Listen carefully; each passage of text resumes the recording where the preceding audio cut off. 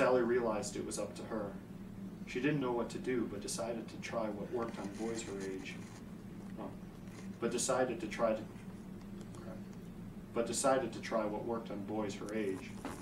She made eye contact with him. It took considerable effort, but she managed to force her mouth into an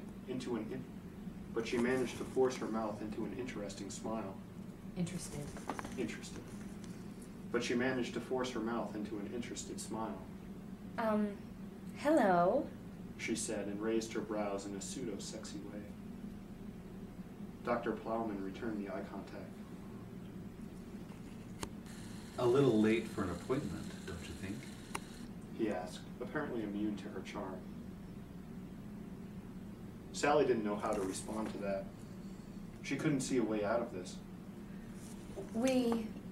She looked over at her friend. Jeannie was in even worse shape. Tears had gathered in her eyes. We're just... As Sally's voice faltered, Jeannie began to cry in earnest.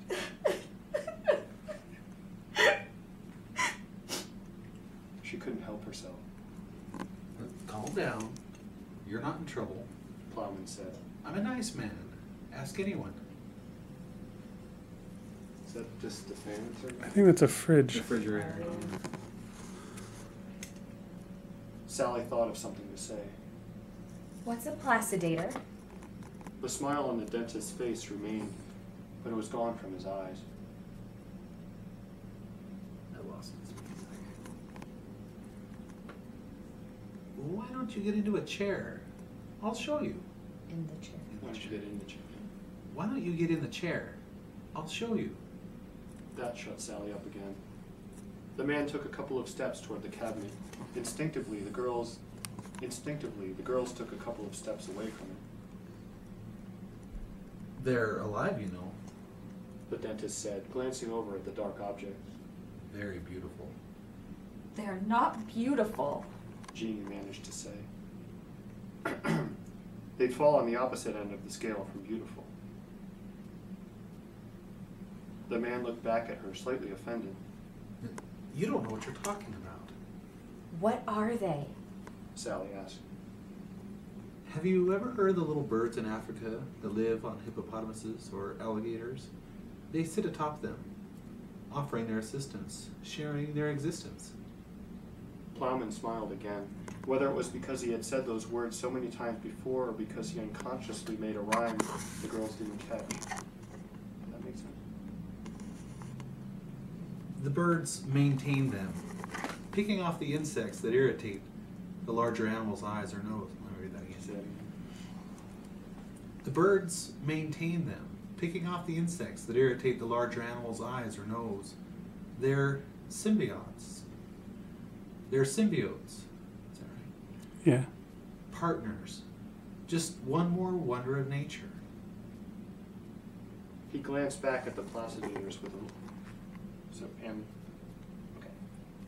He glanced back at the placidators, and a look of love, almost of awe, came over him.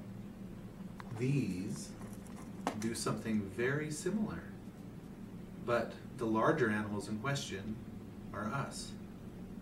Jeannie thought she knew where this was going. Maybe not specifically, but generally, and she wanted to get out of there. So good, so generous. He said, barely tearing his eyes away from the glass tubules to make sure the girls weren't trying to escape. These noble little beings attach themselves to the human partner, to a human partner. These little noble beings, these little noble beings attach themselves. Noble little. These noble little beings attach themselves to a human partner via the thing that hangs at the back of the throat. The uvula. Jeannie surprised herself by knowing. Very good, young lady. The ovula. Oops. Are you really a dentist? I don't believe you. I also did a little bit of the uvula.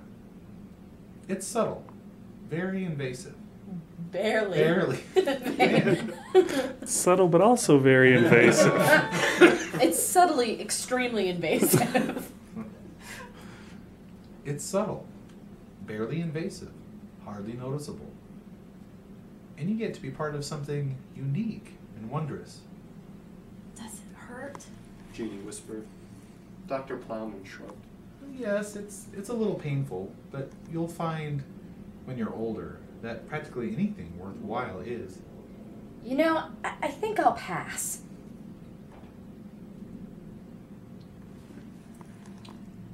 Sally heard herself saying, and couldn't believe it was her own voice, sounding so brave and in control. Oh, I did a little stutter, so I'll do that again. You know, I think I'll pass. Sally heard herself saying, and couldn't believe it was her own voice, sounding so brave and in control. Jeannie stared at her, impressed. I'm afraid you're outvoted on this one. Dr. Plowman said, that same half smile on his face. But I admire your attempt at humor, even when you're afraid. Thank you.